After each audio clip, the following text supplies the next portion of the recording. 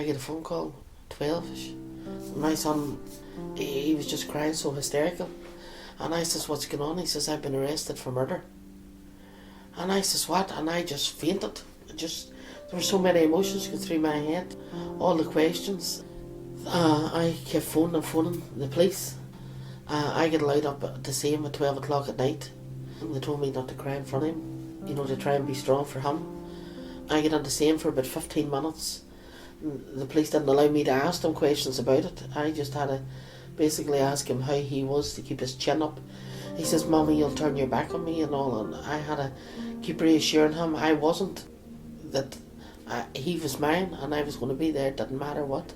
And then as soon as it hit the news, there was phone calls from everywhere, people knocking the doors wanting to know. I had to protect my kids. I had to protect my home.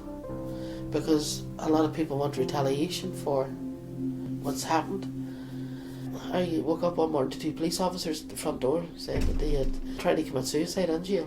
This was before the sentence, this was one of the very first one done. A year and 2 months down the line he got bail.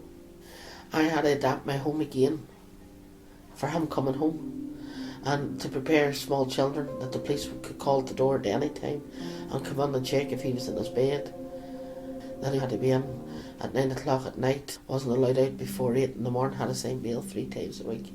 The impact it had in the house was, you can't really put it into words.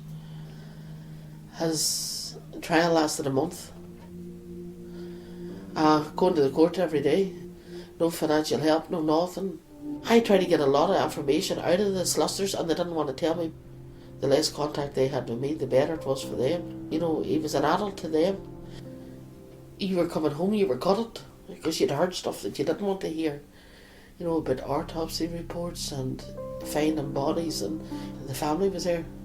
I had to face them, sit in the same room as them. I felt a lot of pain for them too. You can't actually prepare somebody for getting into, you're a judge talking to your son, calling him an animal, and then you question yourself, what if I'd have been a better mammy? If I'd have done something different? He wouldn't be there, it's my fault that he's in jail. He got 12 years.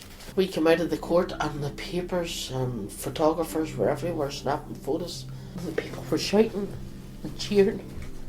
And all I could think about was, how can I get to my car to get away from me? I have to get away. It does get easier. You learn to live with it. You still have days that you cry. Now I close myself in the bedroom so the kids don't see the hurt.